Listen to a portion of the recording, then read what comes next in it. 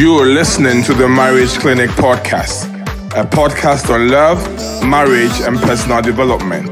Our purpose is to inspire and equip you with knowledge and skills to enable you to have lasting and fulfilling relationships.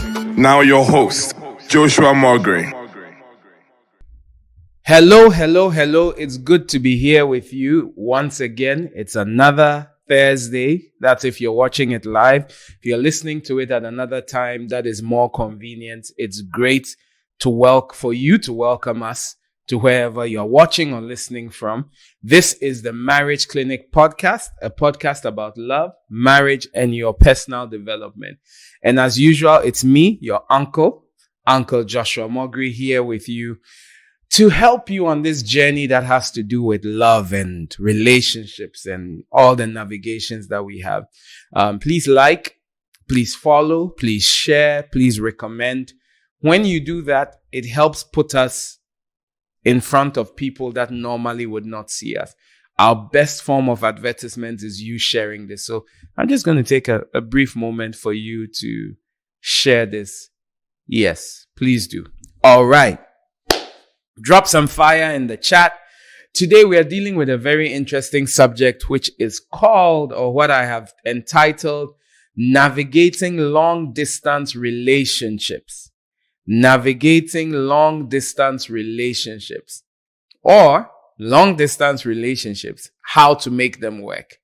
Whichever title you prefer, long distance relationships, how to make them work, or navigating long distance relationships.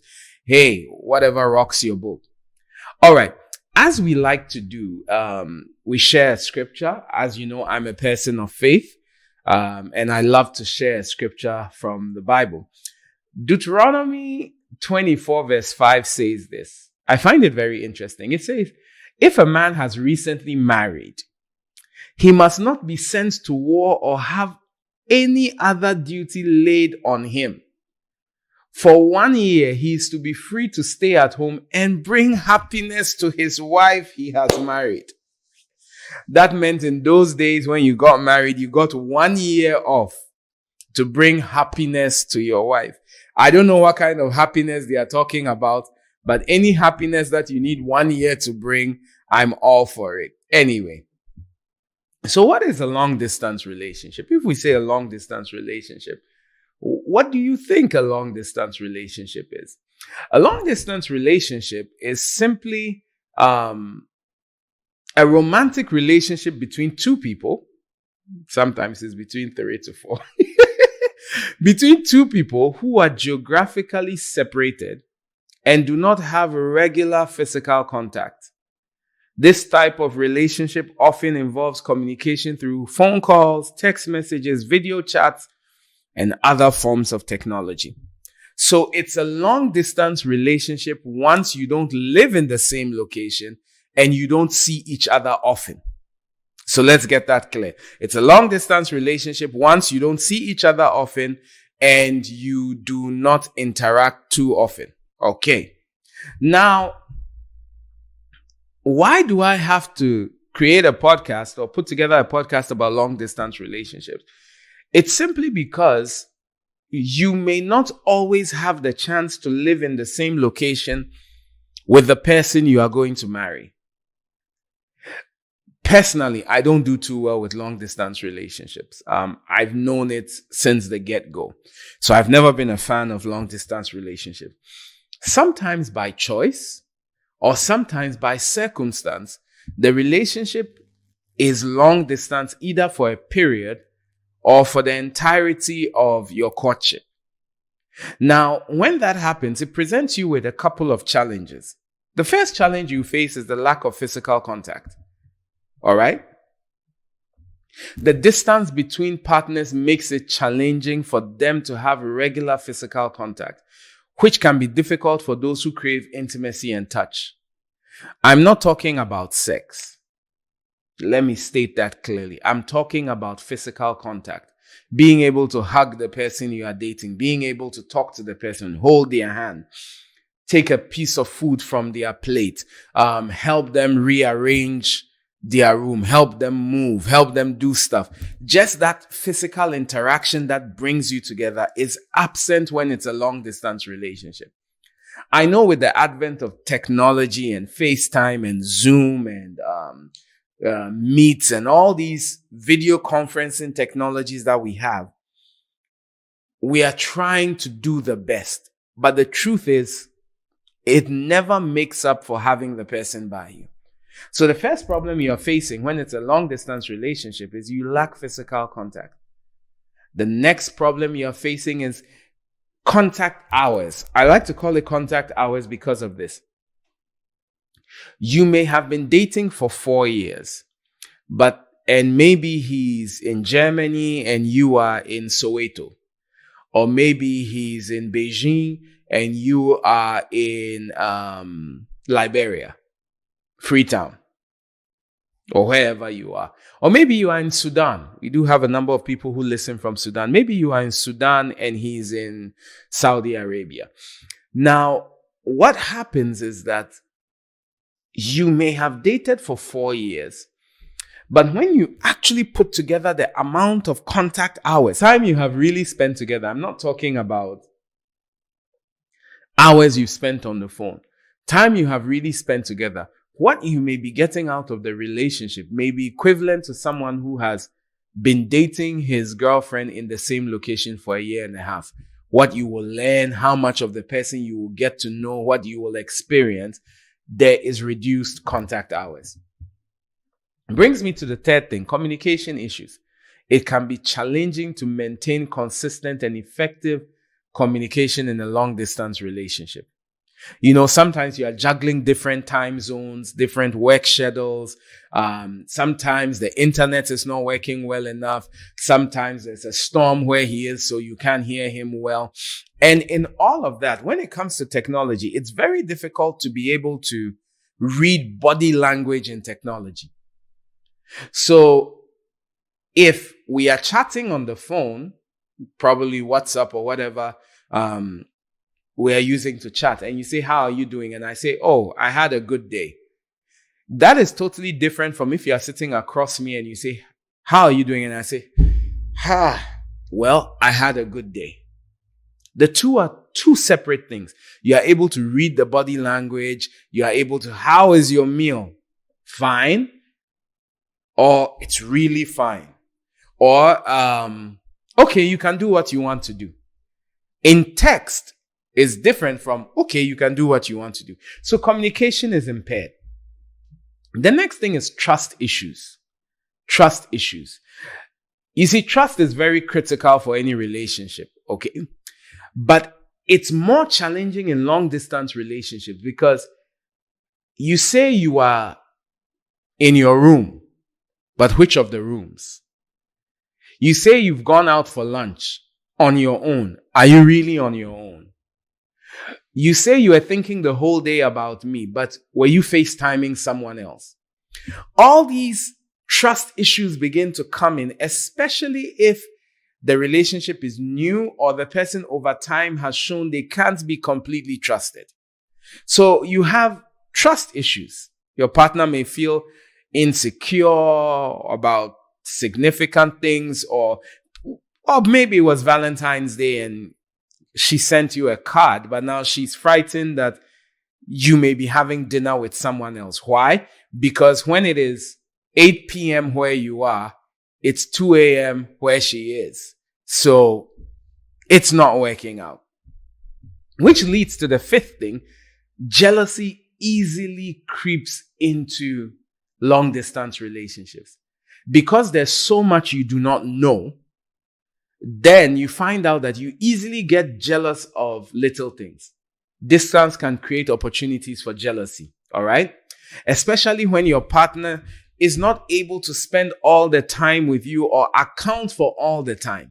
So you find out that you are now going through, maybe he's left for school and you've gone to the school's website or his year group's website and you're looking at all the ladies in his year group and you're saying maybe he's with this Italian one or maybe he's with the Asian one. You're starting to feel jealous because the person is not around. Also, because you have different social lives, you when you date or you're in a relationship in the same location, you have common friends. But when it's a distant relationship, he has his set of friends in Ghana and you have your set of friends in the US or in Canada. So because there's no intersect between the friends, you have two social settings, two different experiences, and it can be challenging. And I'll give you the last challenge and then I'll tell you how to make it work. The last thing is that it's expensive. Calls, visits, to see each other, you have to, and I'm even talking about different countries. It could even be one person is in Abuja and the next person is in Kano State. Or it could be someone is in Tamale and you are dating someone in the Volta region. It's expensive. The calls are expensive. Delivery services are expensive. You call her up and she says she's not feeling well today. You have to call a place where you can get her favorite food and order for it to be delivered. Young men, I'm giving you some tips out there. She's not feeling well. Make sure you take good care of her. So it costs money to do that. All right. And then also when you have to go visit, you have to buy either a plane ticket, a bus ticket, or ride a donkey to wherever the person is. And you have to get your own hotel room and she has to have her own place of staying. You see how uncle is advising you. Don't go to visit your partner because you live apart from each other. You say, oh, let's stay together in the same room to cut costs. Budget for your own accommodation or go live with a friend or sleep in the living room of her friend. Don't go bunking together in the same room just because you live far away. That's how a lot of problems end up cropping up. So it's expensive. But maybe you are in a long distance relationship. And as I'm talking about all these problems, you are just saying, is this the end of it? I want to give you some helpful tips on how you can make it work.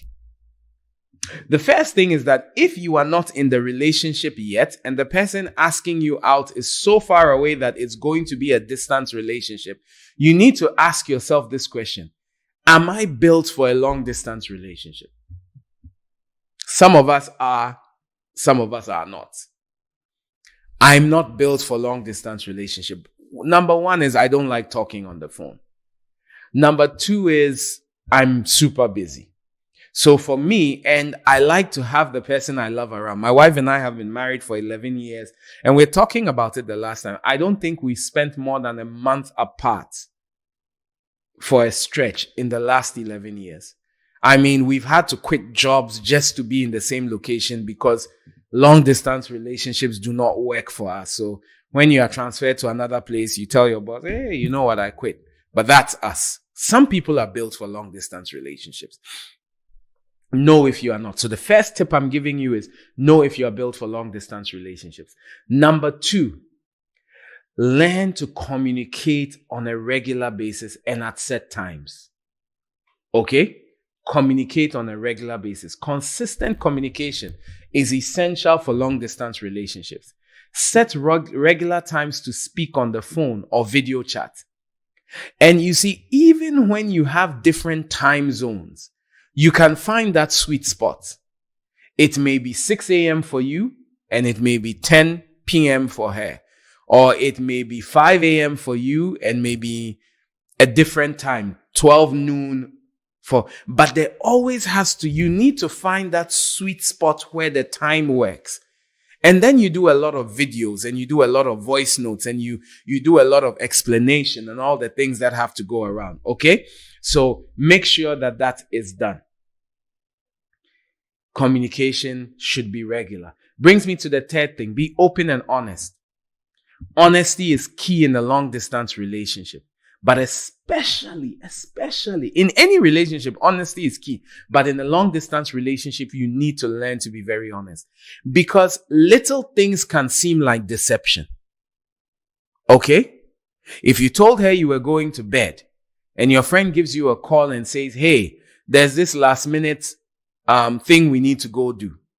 And you are going to do it. Drop her a voice note quickly. Hey, I said I was going to bed, but here we are. We have to go finish this up.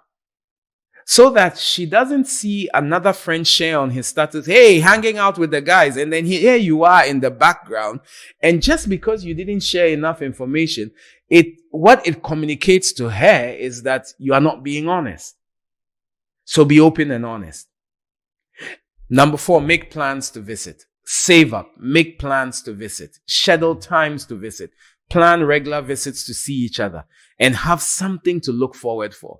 You know, we see those videos where the person says it's 3 days more, 24 days more, 5 days more. Yes, they are cute, and make it an event. All right? We are blessed to live in a time. Number 5, we're blessed to live in a time where we have a lot of technology. So use technology to your advantage. Video calls, voice notes, text messages, smoke signals. If you have to beat talking drums, whatever technology that you have to make sure that it makes the relationship work, make it work. Keep romance alive. The fact that you are not together doesn't mean you have to be boring. Get people to surprise her with flowers. Send her notes. Write notes to her in such a way that she gets to open one each week that she's away. Be creative. Send people to go visit her. Reliable people. Don't send someone who will take your place. But send reliable people to go visit her. Be romantic. Keep the romance alive. Small gestures mean a lot. Maybe she's going to do her final presentation for her master's, and you call up some friends and you say, look, I'm not going to be able to be there, but is it possible that you guys can organize a meal and send her some flowers, and so on and so forth. Do things that makes the person realize that even though you are not here with me, you are thinking about me. All right? So keep the romance alive. Number 7, you need to learn to trust. Learn to trust. Trust each other. Trust is critical in any relationship, and especially in a long distance relationship. There are things you just have to trust.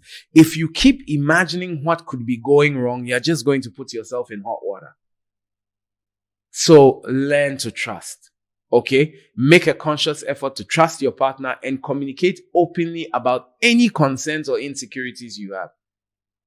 Lately, we don't seem to be making time to talk, and it's making me feel awkward. Can we make more time for each other? All right? And then it brings me to the last thing, which is work at being together. A distance relationship should be temporal. It shouldn't be permanent. So don't try to build a relationship on being apart, and don't try to build a relationship on a marriage on long distance. Unless the person's job, probably the person works for the military, we're grateful for your service, and the person has to go on either peacekeeping or deployments. Yes, the person will be away for certain periods. But as much as possible, the two of you should work towards being in the same location. Because at the end of it all, I'm going to do another one, probably in 2 weeks' time, where I'm going to talk about long distance marriage, how to make a marriage work when there's long distance. So this is premarital. But as much as possible, as you plan your future and you look at the vision for your future together, it should be in the same location, not in separate locations. So hey, these are some tips that could help you manage the relationship well. I do hope if your relationship is long distance, you can work it out and enjoy it. This has been the Marriage Clinic Podcast, a podcast about love, marriage, and your personal development. We should have had Ask Uncle Josh. Your favorite uncle is here, but we spent so much time on this and we had so many questions come in. So what I'm going to do is next week, I'm going to make it an entire Ask Uncle Josh segment where I tackle as many of the questions as you sent in. I will tackle next week where we do Ask Uncle Josh. And then the week after, we're going to talk about how to manage long distance marriages. So hey, take good care of yourself. I hope so far the episodes we've brought have been a blessing. Keep growing in who you are. And when you have questions, please do send them to me. Look for me on any social media platform. Just look for Dr. Joshua Mogre. The Mogre is spelled M-O-G-R-E. M-O-G-R-E. Joshua is spelled the conventional way. Take good care of yourself and bye-bye.